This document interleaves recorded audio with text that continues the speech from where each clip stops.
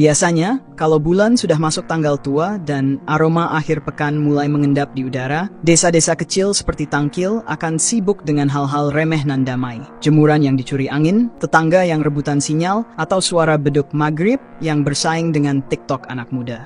Tapi tidak pada Jumat kemarin. Suatu hari di mana doa-doa pelajar di rumah retret berubah menjadi doa keselamatan yang sungguhan. Karena mereka dikepung oleh orang-orang yang merasa dirinya lebih punya izin untuk marah daripada orang lain untuk menyembah. Dan di sanalah Kiai Sudrun itu duduk. Tidak di majelis, tapi di benak kita semua yang mulai lelah. Beliau tidak berteriak, tidak mengutuk, tapi beliau mengernyit, seperti menahan muntah melihat agama dijadikan alasan untuk membubarkan doa. Barangkali jika beliau bisa bicara di layar TV, ia akan berkata, jika retret pelajar dianggap ancaman, lalu apa bedanya iman kalian dengan tembok rumah, runtuh hanya karena mendengar lagu rohani? Lucunya, keributan ini terjadi di negeri yang tiap tanggal 1 Juni sibuk membaca ulang Pancasila, tapi tanggal 2 langsung lupa sila kedua. Agama dijunjung tinggi, sepanjang tidak berbeda, keyakinan dihormati, selama tidak keluar dari tradisi lokal. Maka agama pun akhirnya bukan lagi jalan menuju Tuhan, tapi palu godam untuk menghancurkan doa orang lain. Di negeri yang katanya mayoritas beriman, ternyata ketakutan terhadap perbedaan masih lebih kuat daripada kasih yang diajarkan oleh semua nabi.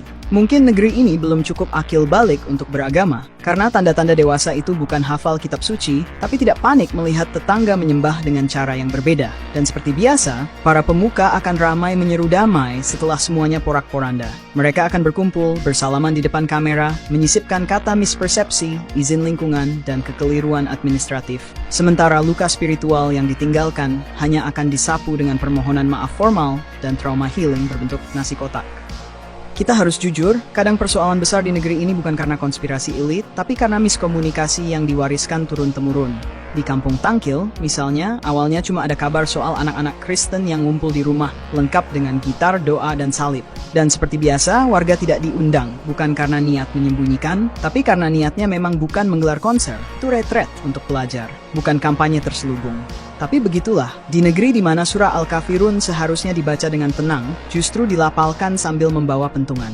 Warga sekitar merasa tidak nyaman dan tidak diberitahu. Maka muncul spekulasi, jangan-jangan itu gereja ilegal, jangan-jangan ada misi terselubung, jangan-jangan ini ancaman, jangan-jangan Tuhan mereka lebih cepat menjawab doa. Padahal retret itu bukan yang pertama. Sudah beberapa kali digelar sejak April 2025. Bahkan pihak rumah sudah 3 kali diminta klarifikasi oleh RT, RW, MUI setempat hingga Kapolsek. Tapi sayangnya, klarifikasi di negeri ini sering gagal karena semua pihak lebih suka merasa daripada memahami. Klarifikasi pun bukan untuk menyambung nalar, tapi untuk memperkuat kecurigaan. Dan pada hari itu, Jumat 27 Juni, massa pun turun tangan. Bukan datang dengan surat somasi, tapi dengan lemparan batu, teriakan, dan amarah yang konon spontan. Seolah keimanan mereka akan rontok jika mendengar mazmur dari dapur sebelah. Beberapa saksi bilang, sebagian warga hanya ikut-ikutan. Seperti kebanyakan demo di Republik ini, datang bukan karena tahu persoalan, tapi karena tahu ada keramaian, yang retret ketakutan, yang rusuh merasa berjasa, yang tidak paham merasa paling menjaga agama. Dan ketika semuanya kacau, baru datang aparat dengan rompi dan surat laporan, mencatat kerugian, dan memproses 7 orang pelaku. Inilah hasil dari pendidikan toleransi yang digantung di dinding ruang kelas, tapi tidak pernah diturunkan ke dalam pergaulan. Ketika izin lingkungan lebih menentukan daripada niat ibadah, ketika berbeda cara berdoa bisa jadi pembenaran untuk mengobrak-abrik doa orang lain. Sudah lama Pancasila berubah fungsi, bukan lagi fondasi melainkan properti. Ia dipajang di belakang panggung saat upacara, dicetak di kaos para pejabat, dan dibacakan dengan suara gemetar setiap tanggal 1 Juni.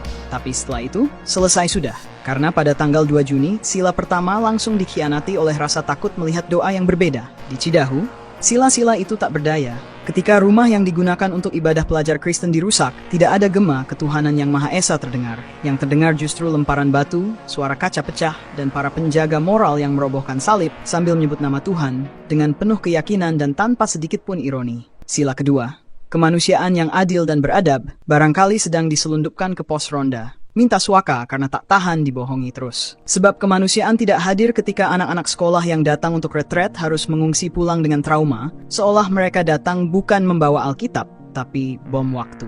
Dan sila ketiga yang selalu dibanggakan dalam lomba pidato, Persatuan Indonesia, nyatanya kalah oleh grup WhatsApp warga. Satu broadcast kabur tentang gereja liar bisa membuat 30 orang melupakan etika, hukum, dan nurani. Kita tahu, peristiwa ini bukan pertama, juga bukan terakhir.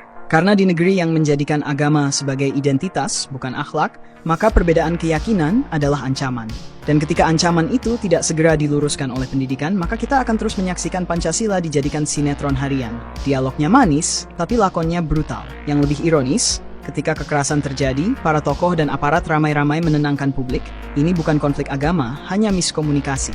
Seperti biasa. Karena mengaku ini konflik agama sama saja dengan membuka borok di depan cermin nasionalisme palsu. Maka kita tutupi luka dengan istilah teknis dan basa-basi damai, sambil berharap rakyat lupa dalam 2 siklus berita. Kita memang negara hukum, tapi hukum kita seringkali seperti selimut bayi, terlalu pendek untuk menutupi semua. Maka ketika yang dibubarkan itu retret Kristen, kita bilang masalah izin. Tapi kalau yang diganggu adalah pengajian, kita teriak penistaan agama.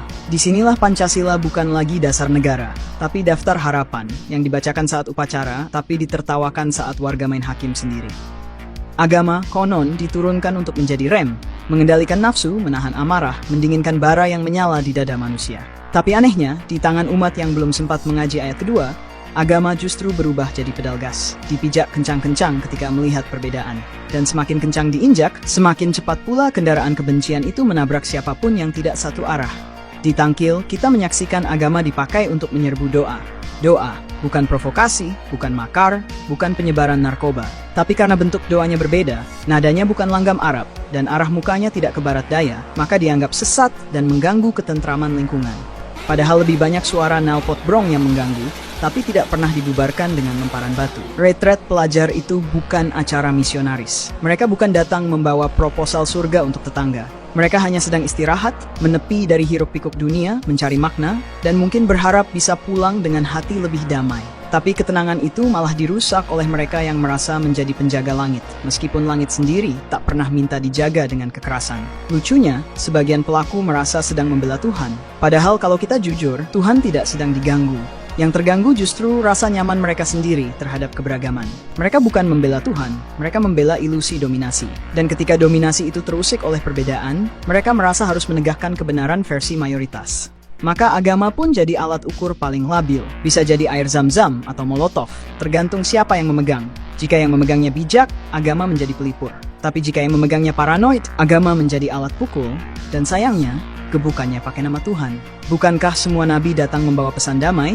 Tapi hari ini, pesan itu diubah jadi poster ancaman. Setiap kali orang berbeda sedikit, langsung diseret ke meja persekusi moral. Jika Nabi Muhammad hidup hari ini, mungkin beliau akan dikecam karena makan bersama orang Yahudi. Jika Isa hidup hari ini, mungkin beliau akan dicurigai karena mengobati anak-anak dari desa sebelah. Inilah negeri yang merasa sudah mengenal Tuhan, tapi belum pernah menatap wajah sesama manusia dengan cinta. Kita bisa menangis membaca kisah Asyura atau tragedi salib, tapi di waktu yang sama justru menciptakan penderitaan baru di lingkungan sekitar atas nama iman. Agama sebagai rem, tapi hanya untuk yang punya akal. Untuk yang lain, agama tetaplah gas, bisa membakar, bisa meledak, bisa menghancurkan.